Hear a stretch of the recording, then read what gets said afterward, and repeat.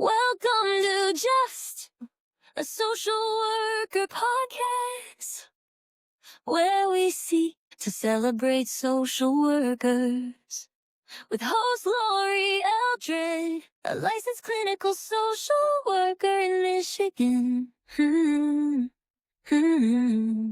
Michigan. Welcome to Just a Social Work Podcast. This is Lori Eldred, licensed clinical social worker in the state of Michigan.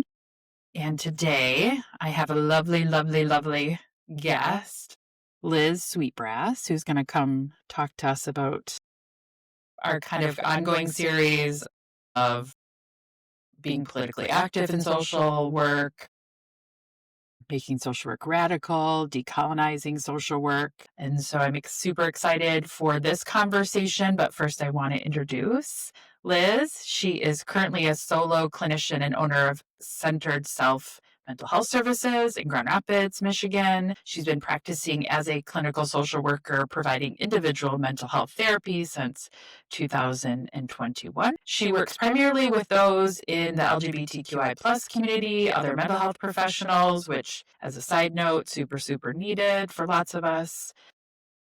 And she's also working with those who have complex trauma or PTSD. Of course, we know those two things can be connected, but they could also not be. She is trained in EMDR therapy, a lovely EMDR therapist, I may add. Prior to her clinical work, Liz has a variety of experiences working in child welfare as a child protective services investigator, area agency on aging, which is the local kind of Michigan name for Kent County, but is essentially that resource for the aging elderly folks, kind of 65 and older. I think many states have different variations. And she worked in a quality assurance role, as well as other meso and macro work within Fostering Success Michigan. Liz has both her master's and her bachelor's in social work and is currently licensed in the state of Michigan. So welcome, Liz. How are you today on this lovely cold November day? Good. Yeah, very chilly November day. Yeah. Happy to be here. Yes, and our first snow happened this week, so yep. One of those reminders winter is coming. Well, I know you and I talked off air, and we've kind of been having those conversations about what this means to be radical, be politically engaged, and really work on decolonization in the process of being a social worker and with the social work profession. So I'd love to hear kind of your thoughts and what you're experiencing and learning as you're going through your own process of decolonizing in social work. Well, one of the things I love about social work is just the idea or like concept of person and environment or like systems approach. Like that is like one of the things that drew me to the field, being really versatile and just getting an understanding of like what does it mean to be human in context of our family, of our gender, race, ethnicity, and on and on and on, right? And so that can show up in the therapy space, or it does show up as in the therapy space for me as a clinician, because it does guide that work of like, how can I help somebody understand and remember who they actually are outside of all of these messages and information that we've been constructed and socialized with. Yep, all the labels, the buckets, the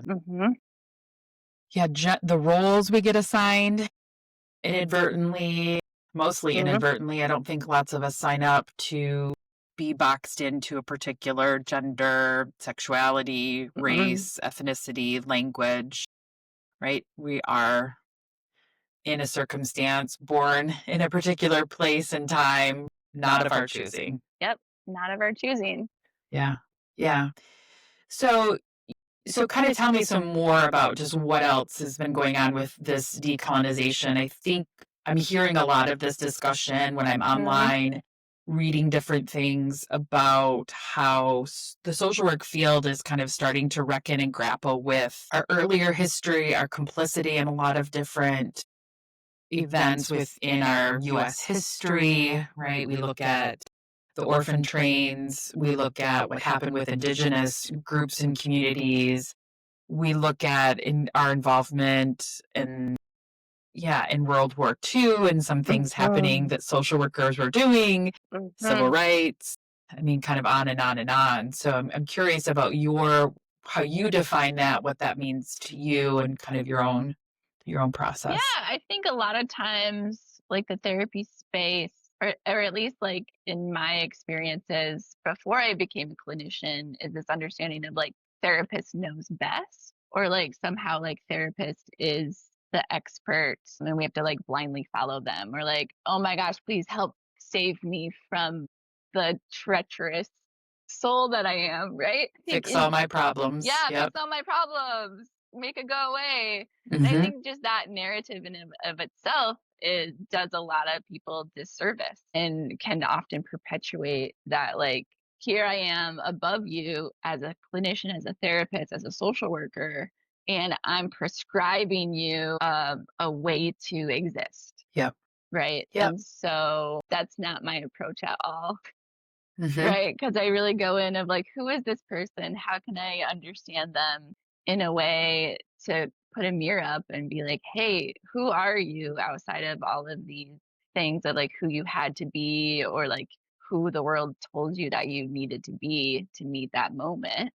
Correct. And this like, I guess like the understanding of decolonization in that way of like really giving people like the means and the kind of like venue to really explore like who they are, and like remind them that they are the expert, point them to their own intuition, their own resources internally, and try to like get all the muck out from all of our socializing.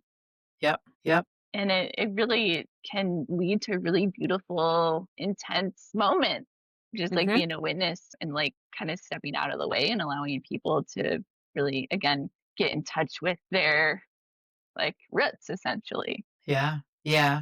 It's almost kind of like social work or even just being a therapist, right? Which are kind of two different things, can be, is almost being more of a guide than right on that pedestal, the ways that social work and our profession, especially I think in the therapy profession, like just being on a pedestal of like, you know everything, you have the education, you are supposed to tell me what to do, how to fix myself, give me advice. And that is a struggle I have even kind of within my own profession of like, I got advice, some thoughts for myself, right? But I'm still learning, I'm still knowing. Answers.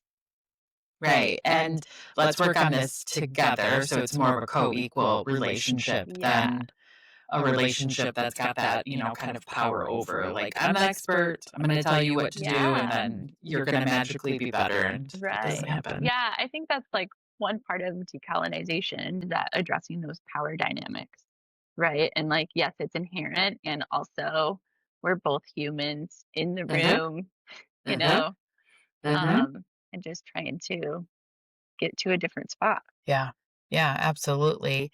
And undoing some of the unlearning, right? Unlearning, based on all of these roles that get assigned to us that we don't actively choose. The participation we have in lots of systems of oppression, as much as our profession as social workers is called to dismantle that, right? Being very conscious and aware of like where our privilege shows up, how we can use our voice or support the other, support others in their voice. Yep. Yeah. And it is like lifelong work. Yes. Right? Not just let's read a book and I can learn everything and magically better, but I can also participate. I can have experiences, relationships, connections. I can listen. I think that's a big activity. Yeah. I can listen to what others are saying to connect, like you were saying, I think even before we logged on, of like, what does it mean to be human? I can listen to another person's experience, hear them. And a lot of those systems of oppression, right, really get in the way of our ability to listen. Or again, like putting that like it's me against them, right? Or it's like us against whoever, when really like it's all just us. Yes, we're all in the same boat together, right? Right. Nobody's really getting off this boat that is the earth, right? I mean, we're not getting off and living forever and ever, but we're in the same experience. Mm. right? How can we feel more connected to each other, especially now in a world that feels like we are incredibly disconnected from other people and from ourselves? Yeah. So, how can social workers who are in the role of a therapist or social workers in other roles see this work as essential? Like, how can we kind of wake up to seeing that decolonization is part of the work we need to do? I think it does go back to doing your own work and own like investigation in terms of being curious about what is showing up for you, what layers of oppression are filtering your capacity or role as a therapist, right? Because like as much as we say like we don't want to get in the way, we inevitably do. And I think it's important to keep an eye on that, and part of that is like doing your own work, having your own therapy, addressing your own Yep. needs, Yep. and knowing that like you don't have to have it all figured out for you or for your people that you see. Yep. Yeah. I think that's a big one. Yeah. And if you're a social worker, I say this, so I teach in addition to seeing clients, but I'm always telling my students, if you've not been in therapy, go. Go to therapy. Go. You at least should have an experience of what it is like to be a client, just so that you have that understanding, have that additional layer of the incredible vulnerability and fear and anxiety and worry. But also, the ways in which our own unhealed trauma as a therapist can show up in the room. Right. Yeah. I think it's a really, really important part of this work that we don't necessarily, I mean, I think we're encouraging it more now, but at least like when I, was going through education and even, in the other roles that I've had, this propensity, that idea that we just Tendency. like, yeah, the tendency to just like kind of push through and like I don't have to pay attention to my stuff because if I help everybody else, then I'll feel better. When it's really Yep. like that stuff, it's deeply rooted and it needs some tender love and care Yeah. that often only Yeah. you Yeah. like through the guise of having a guide, having a skilled clinician to help you through that. Yeah. And interestingly, too, our profession, unlike a couple other ones, doesn't really require, strongly encourage us to attend therapy. I believe in the code, maybe it's for psychologists or counselors, like there is some type of reference. I Yeah. could be totally wrong. And if I am, I'd love to hear if I am, but I think there is that, kind of conversation of like, you need to be doing therapy and doing your work. Even if you are not a therapist, not a social worker practicing as a therapist, like, Right. you and I both had experiences being in child protective services, and man, you could get triggered all over the place Yeah. if you came from a home that felt very similar and familiar to some of the clients, and the ways in that, which that can show up. Plus within the child welfare system, right? We see kids of color, Black and brown, going into care Yes. at higher rates, Indigenous kids going into care at higher rates, kids of color being just really trapped in the system. I mean, the system itself is lots and lots of issues and problems. Yes, very much so. And I think like as you were talking about that, I was reminded of like how I guess those years of being a CPS investigator, I guess really facilitated again that like systems perspective and like being I guess a conduit for some of that systems of oppression without even like recognizing it always. Yeah. Yeah.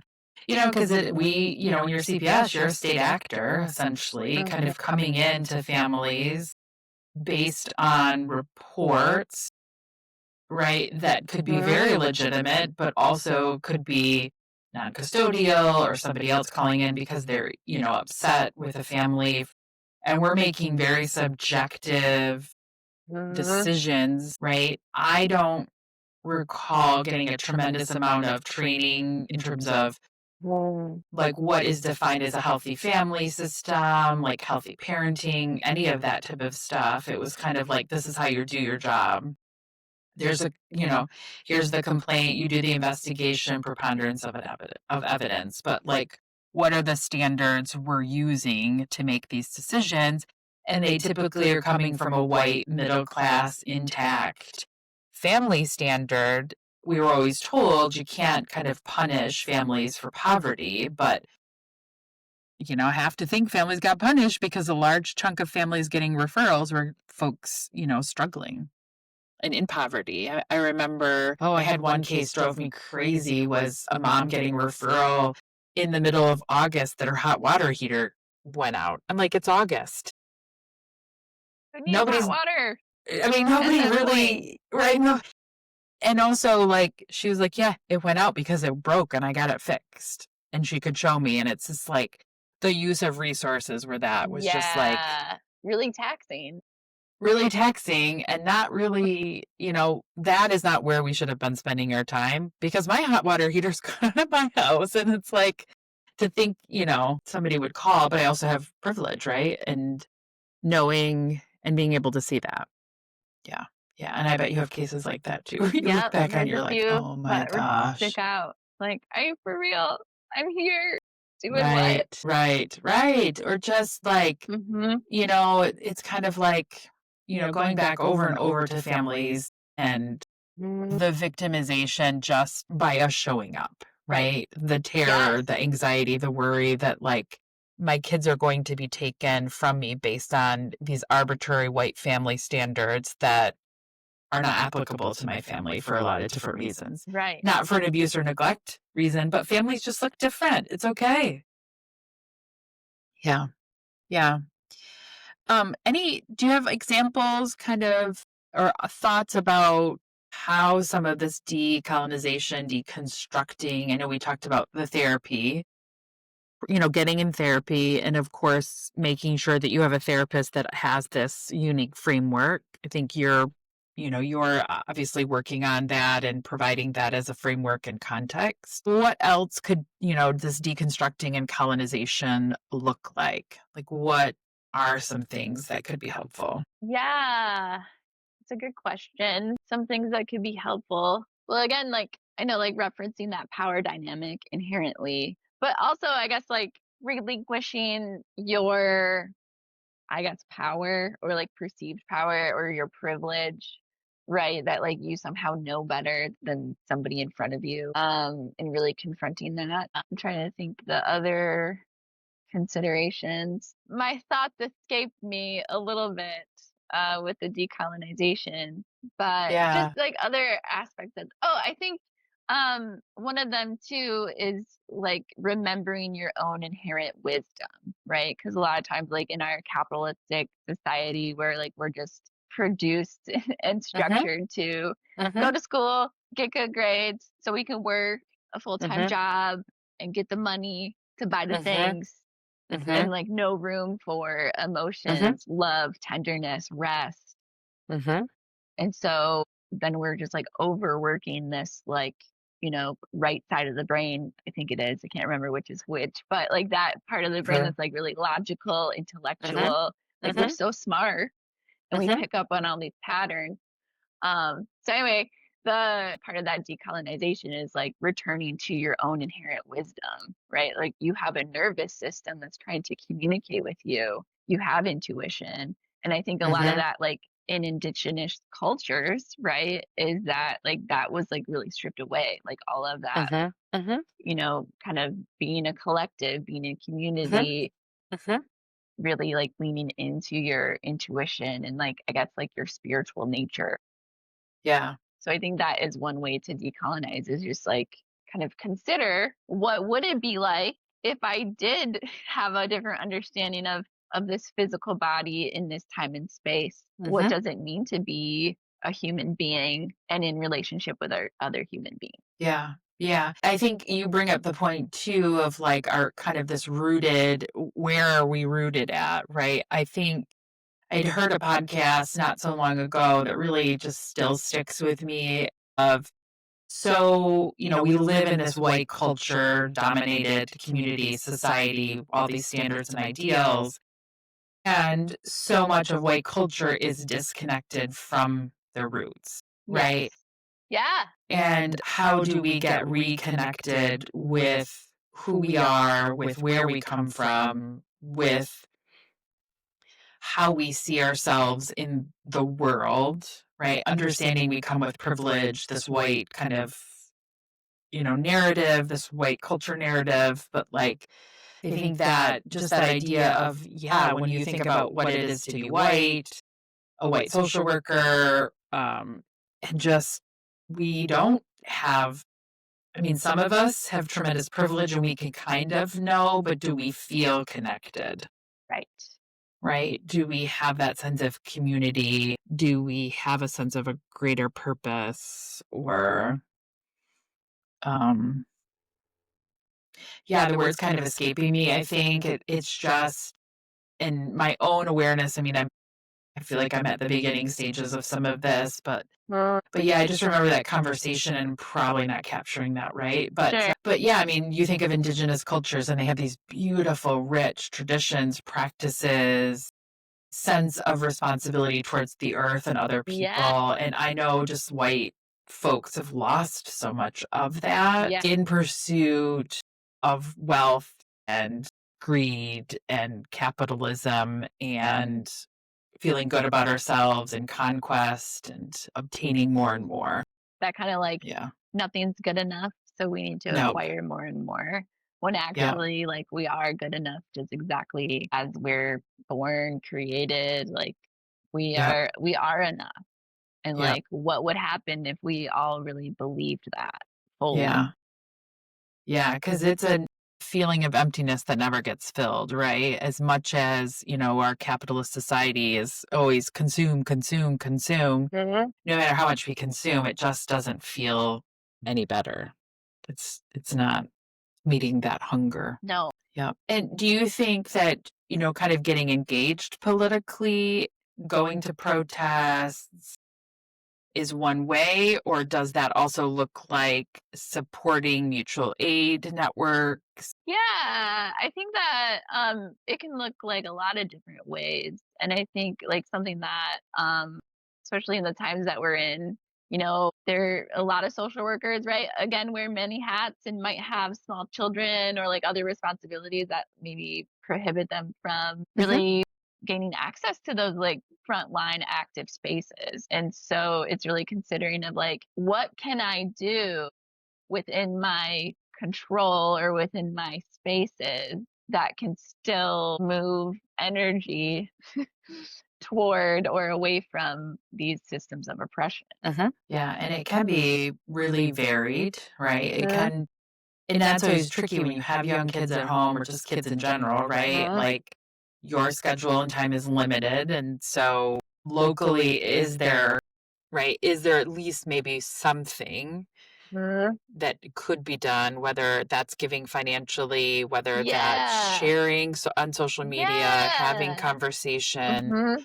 right? Where Yeah. we're just calling attention and giving this other perspective. Right. I think like some other ideas come to mind or like just like connecting with your neighbors, right? Or just like really like valuing and seeing them. And like if you are connected on social media, there's a lot of those like buy nothing groups, which I think again is somewhat of a mutual aid situation. Yeah. And just really like coming together and helping to meet those community needs. Yeah. And I Yeah. know every community is a little bit different, but again, Yep. let's just remember to look each other in the eyes, right? Yeah. Yeah. And see the goodness, I guess, or Yeah. try to. Yeah, and I like that idea. I guess I never thought of it that way, and that is a really interesting shift of like the buy nothing groups. Mhm. You could look at that as a mutual aid, right? I've got these things in my household that perhaps I don't necessarily need or don't have use of, but maybe they're still have lots of use left. I could Yeah. share this with my neighbor who could also, receive a benefit from it, or maybe that's something they're looking for, right? Reduce consumerism, reduce having to buy Yes. new things, Yeah. reduce adding everything to the landfill. But I like that kind of shift of like even little stuff. Join a buy nothing, Mhm. kind of sell nothing type group. Yeah. And, right, what do you have that you could, you know, post in there? Or, I mean, just get in there, like, is there something that you might need that might Right. prevent you from There doing might some of that be. stuff? Yeah. You never Yeah. really No, do I like know. that. You make a connection Yep. with Yep. somebody. And I think even like there's an example too in my neighborhood. There's a few of the neighbors that got together to help this other neighbor with like external house stuff, right? Nice. Yeah. And Amazing. that comes to mind too of like what if okay, even if we don't have like the time and resources to like go to Lansing or to the White House, right? Or, you know, etc. You know, how can we still like actively protest these systems of oppression by being in community with each other? Yep.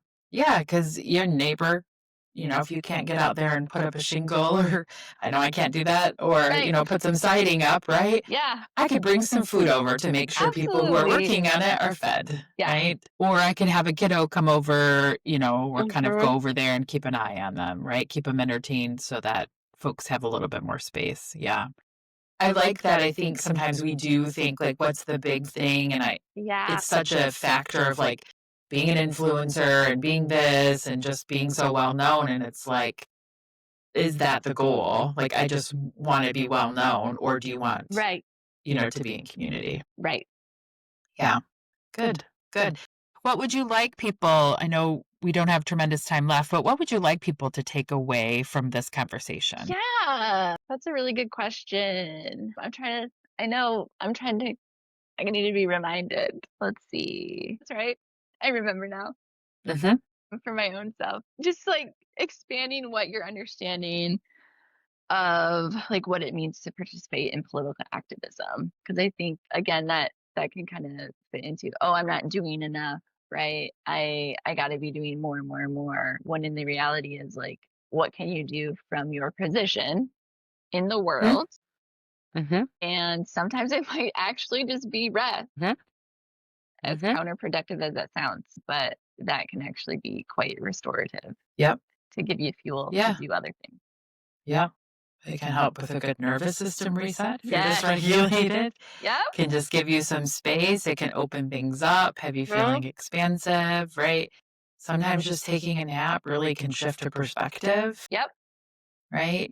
Let Yep. some of that unconscious brain do some work about the Yeah. thing you might be struggling with. And our unconscious brain is pretty freaking awesome Pretty at times. cool. Yeah. Collective Yeah. consciousness. Yep. Yep. Yeah.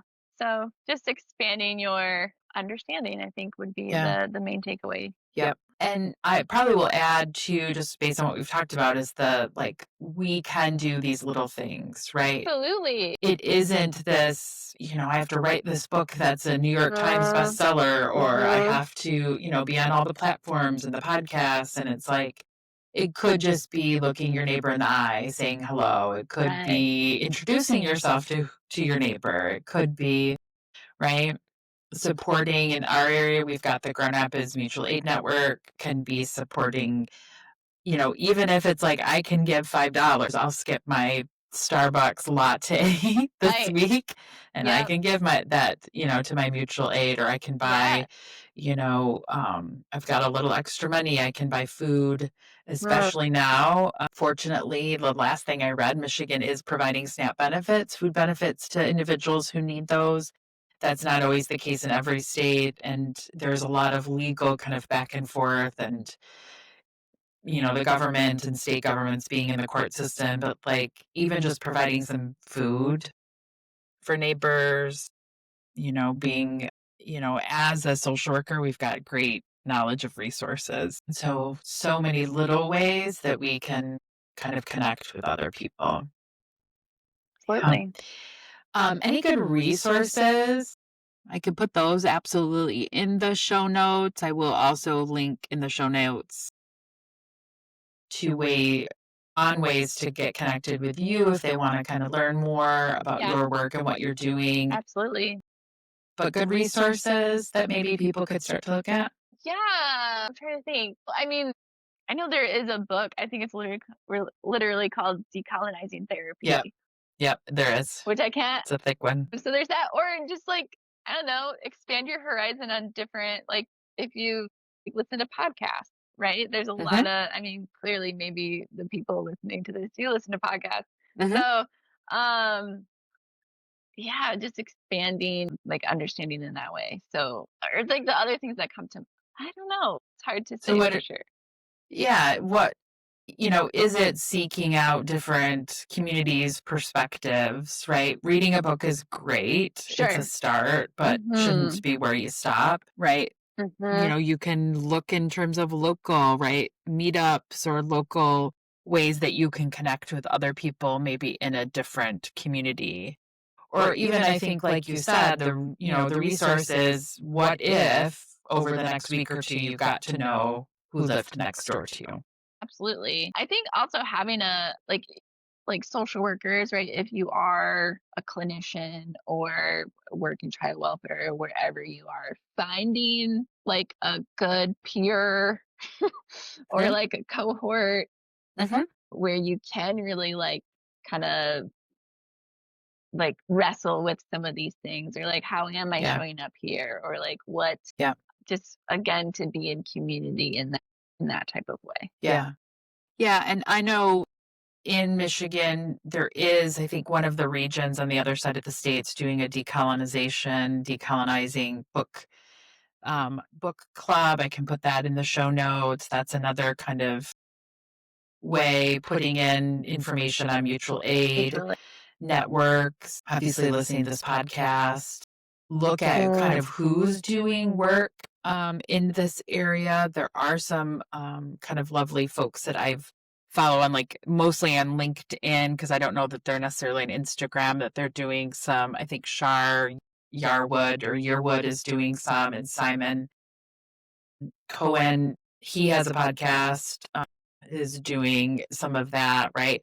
Maybe looking for trainings, Yeah. right? I mean, that are Training. outside of like domestic violence 101, but like Right. going towards trainings that are more embodied, Yeah. so Embodied that is you can huge. get that experience or at least be Yeah. challenged, be uncomfortable. Yeah. It's That was a okay. good thing. It's okay Yeah. to be uncomfortable. I think the other Yep. thing too, I know I didn't mention it at any point, but like internal family systems or like parts work IFS, I think that lends itself well to this understanding of like systemic approaches or like we're just all a bunch of microcosms, collectively and it, and I think that's a good resource really for anybody to check into of like what is showing up, what parts are Yeah. activated.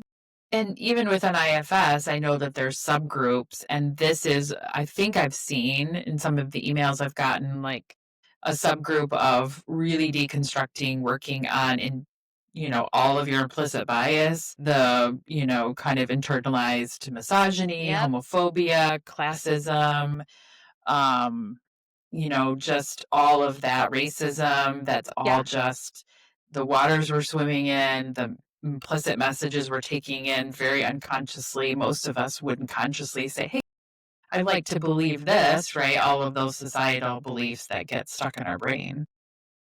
So IFS is a great tool that way too.